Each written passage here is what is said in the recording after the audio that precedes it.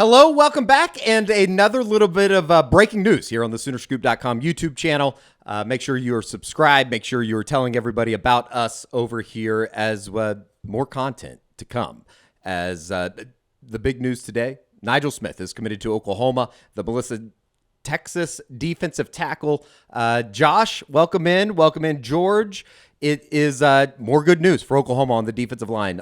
Important another step for this 2024 recruiting class. Let's just start first things first. This has been expected for a while as far as this announcement, and it finally comes to fruition on Friday night.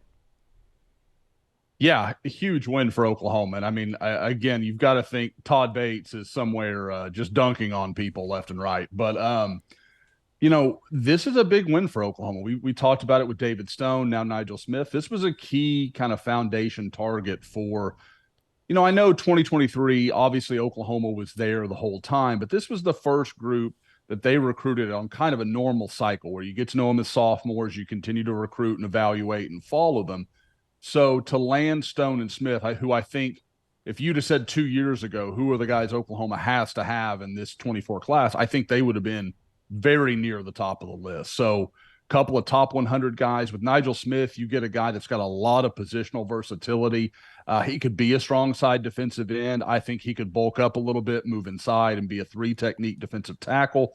So they have a lot of variety. And we all know, I mean, Brent Venables wants to be multiple up front. They want to move some guys around, not be so apparent to an offense what they're doing with their personnel. So Nigel Smith's a huge win for Oklahoma, and a guy that beyond all of that, anyone who knows him, knows his family, really he is all of the values that Brent Venables wants his football players to have. Josh, I know there's been some crazy commitments so far for Oklahoma in terms of the recruiting battles. This one seems like we've kind of known this was coming. Was this close at all? I mean, I know Texas A&M was in there. I mean, was this coming down to the wire, or how long have you maybe known this was probably in the can for Oklahoma? I think in late June there was still some concern. He took that trip to Texas A&M, went to their kind of barbecue summer, kind of summer end event, rather than going to Oklahoma's, and you kind of wondered, late July. I apologize. And so you kind of wondered, like maybe A&M's got something cooking here, but I would say over the last 3 weeks, you would talk to people, and it just sounded pretty good for Oklahoma. You didn't get the impression that he was being deceptive in any way, or that the story had kind of changed. It seemed like the whole time the relationship between himself, Miguel Chavis, Todd Bates, really the entire staff, for a kid like this that's been to Oklahoma probably a dozen times, he knows everybody. And I think that was a big winning factor. And I think it was a reason why Oklahoma could be so confident kind of down the stretch. Now, of course, still got to keep recruiting. We know all the cliches, but this is not the kind of it would take something pretty monumental for me to think Oklahoma could, let Nigel Smith slip away now. When you start looking at the just the entire defensive line group, there's been so much important placed on building that up, making that move to the SEC next season. You look at that, I think it is a quartet now of David Stone, Jaden Jackson, Wyatt Gilmore, and then the addition today of Nigel Smith. What is that? I mean, how good is that group? Is that about as good as it could possibly be? I know that Williams Winery was out there, Dominic McKinley, guys that Oklahoma missed out on and will continue recruiting. But, I mean, this has to be a massive, massive step in the right direction for that defensive line coaching group of Miguel Chavis and Todd Bates. Absolutely, guys. I mean, because these are 4 guys that you say that could be OU starting defensive line, and they'd be in pretty good shape. I mean, that's a group that you understand could absolutely be a quality SEC defensive line given time and development and all the things we know that this group needs. But they mix well together. Obviously, Jaden Jackson and David Stone know each other. There's a relationship there. Those two know what it's like playing next to each other on that IMG defensive line. You get a guy like Nigel Smith. You get Wyatt Gilmore, who's a high motor guy. There's a nice grouping there. Now, I know some people will just automatically lament some of the losses, but to me, with guys like Winery and McKinley, that was kind of like cherry on top stuff. Like, don't get me wrong, you want to get all those guys you can, but just expecting to land 5-star out of state guys, man, that's a lot. That's a lot to just assume is going to happen. Now, it's got to happen from time to time because Oklahoma just doesn't produce 5-star defensive linemen. So you're going to have to win those battles sometimes. But having David Stone as kind of an ace in the hole, that's huge for Oklahoma. And now, again, like you said, Eddie, you can go continue to recruit those guys, still try to see what can work. I think we all know with Williams-Nwaneri, there's all kinds of smoke out there that something, could happen down the road. And then you throw in Dominic McKinley with what we saw from LSU the other night. Maybe there's, with the talk of LSU, I think that limits that a little bit. And who knows? Maybe you could pull off a surprise here and, kind of have him look around. But I just like I like what this group has done. Obviously, there's still some more chips on the table. And I wouldn't be surprised at all if you see Oklahoma make a few more offers to some guys, kind of the Ashton Sanders, Taylor Wine type guys that are kind of late senior risers. It's really interesting to me too, because just talking to people out of the DFW area, I think Melissa, if anybody follows the high school football scene down in the state of Texas, knows they just built a massive stadium over there. Just getting into a Melissa and then having the 2025 offensive lineman Owen Hollenbeck. How big is that, just making kind of some inroads into a place like a Melissa that I believe is, and correct me if I'm wrong, is a little bit of an up-and-coming area around that DFW? Well, I don't know if this is a fair comparison, but it kind of reminds me of like when Oklahoma got in pretty early at Bishop Gorman with Ryan Reynolds and DeMarco Murray and those guys. I'm not saying Melissa's going to be that level of program, but there's no question it's trending in the right direction, probably going to be a state power in Texas for the foreseeable future because they are investing. They're doing all the things they need to do. And you kind of land one of the program's first real premier players in Nigel Smith. And then if you could go back to next year and kind of cement that foundation with Owen Hollenbeck, that's the kind of stuff where you're always going to have kind of an open door at that school. And obviously it's Oklahoma recruiting DFW. We know that's not really going to be a problem, but it gives you a little more confidence when you walk in there. And again, to this day, to kind of connect to my earlier analogy, Oklahoma still walks in the door. When I ask Gorman guys about it, they're like, oh yeah, DeMarco played there. I mean, like they know that has meaning for them. So you assume Nigel Smith goes off and has his big career, then there's a lot to say, hey, look how well it worked for him. And they're going to have more players to follow. So I think that's a big deal. And it's not just them, but when you look at the growth of Dallas out in that direction, just having guys like that from that area that you land, I think that's only going to help you as that area gets bigger and more populated. Josh, I want to go back to Williams-Nwaneri, which trigger warning for OU fans out there. But we talked a while back about Nigel Smith and Williams-Nwaneri and kind of the comparison. And I think it was you that said maybe on a podcast or one of these shows that you thought maybe right now Nigel Smith could be a better player. I mean, you watch these clips here, very technically sound, very fundamentally sound, makes a lot of plays. Nwaneri, though, his ceiling seems higher. I mean, could you maybe compare those guys? And I apologize if I'm taking those words out of your mouth there. Well, yeah. I mean, I largely I think that is pretty accurate. I would say more than anything, Nigel Smith is more ready. Like if Oklahoma needed those two next year, I would say Nigel Smith is more ready to come in and help Oklahoma. He comes from, like we're just talking about, a big developing Texas program. He understands the weight room, all this sort of stuff. Not to say that Williams-Nwaneri doesn't, but Williams-Nwaneri is 6'7". Like it's just going to take time for his body to fill out and become the absolute monster I think he can become.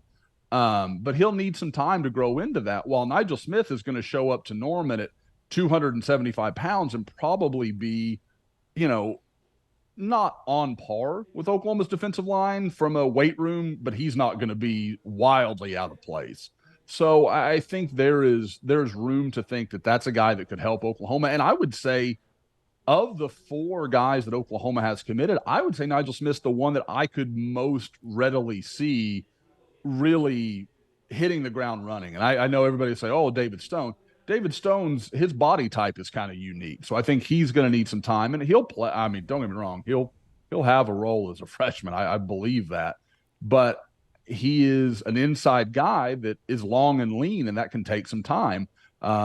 With Nigel, if he starts at defensive end, I mean, he's going to be one of their biggest defensive ends the second he sets his foot on campus. So I think there's a lot there that can help Oklahoma kind of develop him and get him going pretty early. And before anybody comes after me, I know that I called it the DFW area. It's like 50 minutes northeast of Dallas. It's all the same. I'm talking Frisco. I'm talking that entire area. That's DFW to me, okay? I'm from Oklahoma City. Give me a break. I know that we talked about this on the Unofficial 40 this week as far as player comparison and guys that maybe remind you or Nigel reminds you of. David King was a guy that you threw out there on Wednesday. Kind of from a role. Now, I mean, I know people will hear that and be like, oh, he's better than that. I Sure. think he is. I think Nigel has a chance to be a better player. But from a frame standpoint and kind of if Nigel wants to play defensive end, which he said he does, now maybe he gets to, Norman and they kind of say, hey, they have a different conversation with him about where maybe his brightest future is. But if he's going to stay at defensive end, I think that's the kind of career you could be talking about. Multi-year starter, very good player. David got a cup of coffee in the league. And again, I think you're also talking about he'd be working with a staff more capable of developing him. So I think maybe even if you wanted to say, oh, he's of a similar talent set to David King, you could argue that they'll get more out of that talent because of Brent Venables and Todd Bates and Miguel Chavis and that whole crew. So, but I do. I mean, I think that's kind of, if you want to set like a baseline, like that's what you're looking at. Now, again, I think he has a chance to be considerably better than that. I think Nigel has an NFL career in front of him if it all works out, because as big as Nigel is, like I said, about 6'4", probably 270 right now, 260, somewhere in that ballpark. His dad's like 6'7", 6'8", played college basketball, is a big, long dude that literally, if you go to a Melissa game, you don't have to guess who Nigel's dad is. Like, right away. So there may still be growth there. I mean, he may get longer and defensive end becomes even a better fit for him maybe than it is now. So there's a lot of variable with him, but I think it's all good. Like, I think you've got a good, solid player here who has a, to use the scouting cliche, a really high basement. Maybe the ceiling isn't quite as high as a Williams Neri or a David Stone, but I have very little doubt that he is going to be a very successful college football player. Josh, we talked a lot about the potential of this defensive line. Is somebody like Danny Okoye, who just visited this past week on Saturday against Arkansas State, is he somebody that maybe is next? That's the guy you've got to be watching. And I think that's the guy that's kind of almost the opposite of what you would say of Nigel Smith, where Danny has got so much to learn and there's so much growth he's going to need because he just hasn't been pushed at the high school level because he's just a freakish talent. He's a freakish talent at the 6A level in Oklahoma. He's a absurd talent, at a private, or not a private school, but a home school classification and, schedule. So I think there is going to be time that is needed for him, but I think he's the guy you're watching. He talked prior to last weekend, like October was going to be his timeline.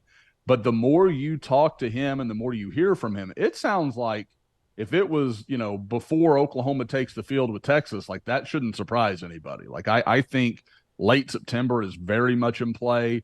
I know he is scheduled to be at Texas when they take on Wyoming on, I believe, the 16th. So after that, I don't know that there's a lot more in play for him. I know he's talked about, a top 3.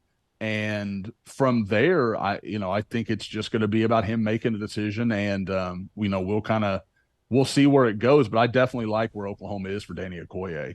What do you think it is about this last couple guys that Oklahoma's been able to get over the hump with? I think Oklahoma fans are so used to falling short with the quote unquote big time defensive linemen.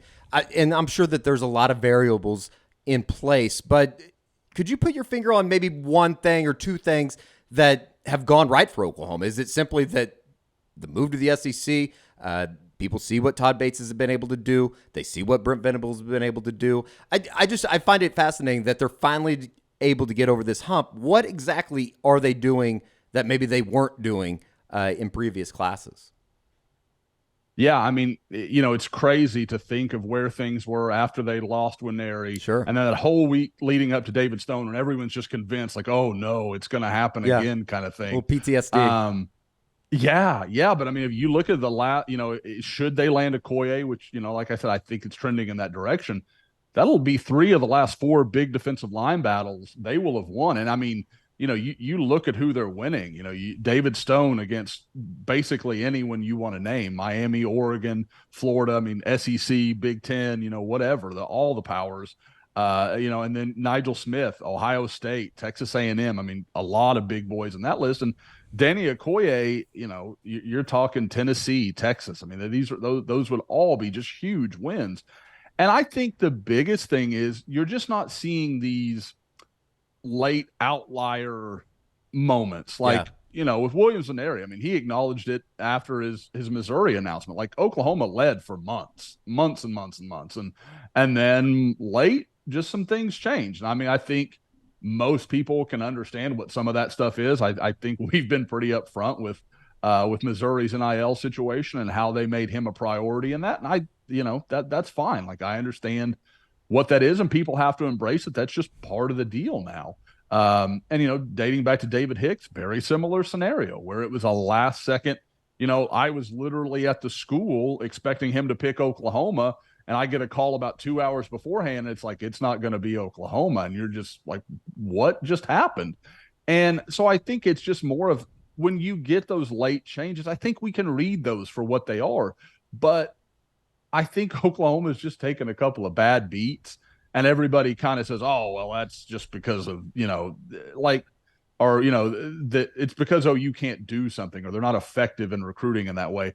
I just don't buy that. I mean, you don't land the guys they're landing, the PJ Adebares last year. And, guys, we talked about it. We hear good buzz on Ashton Sanders and Marcus Strong. I mean, they're clearly making some good evaluations as well. Sure. They've lost Derek LeBlanc, but Derek LeBlanc was a big recruiting win at the time it happened. So I like the direction it's heading, and I think they're good recruiters. I think there is a very real world that I think we all know Todd Bates is a high-level recruiter, very respected nationally, all those things.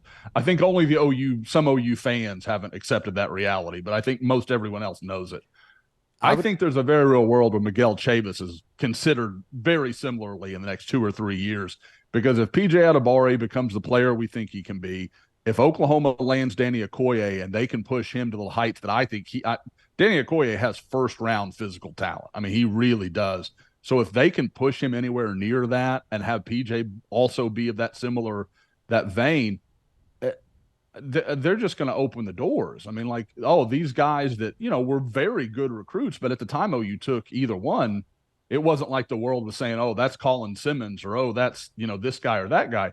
You get a lot of credibility with that kind of stuff. And that's kind of what Brent did at Clemson, where they took guys like Grady Jarrett and some of those others and turned them into, national recruit or national college players that went on to have great NFL careers. Sure. And I would imagine that even in this 2024 recruiting class, I would imagine that's what Oklahoma fans hope that a Bergen Kaiser turns into, the kid from Edmond Santa Fe, who his first 2 games, he's joining the program as a preferred walk-on, but his first 2 games, he's been dominant at times to kind of round out that class. So it's another really good day for Oklahoma recruiting. The commitment of 6'4", 264, 270 pound, whatever you want to call it. He's a big kid. Melissa Texas, defensive lineman Nigel Smith, another really big recruiting win for Oklahoma. We'll have plenty of wrap up from everything that happens after the game on Friday night. That's currently ongoing, but he makes the commitment. He joins the 2024 class for Oklahoma. Josh, we appreciate it. This is kind of fun. If Oklahoma continues to get big time defensive tackles, we can start doing this a little bit more. Yeah, it gives us something exciting to talk about rather than just all sitting here trying to make OU fans feel better about the loss, which is never fun. Yeah, this is much easier. Josh, we appreciate it. George, we appreciate it. We will talk to you next time.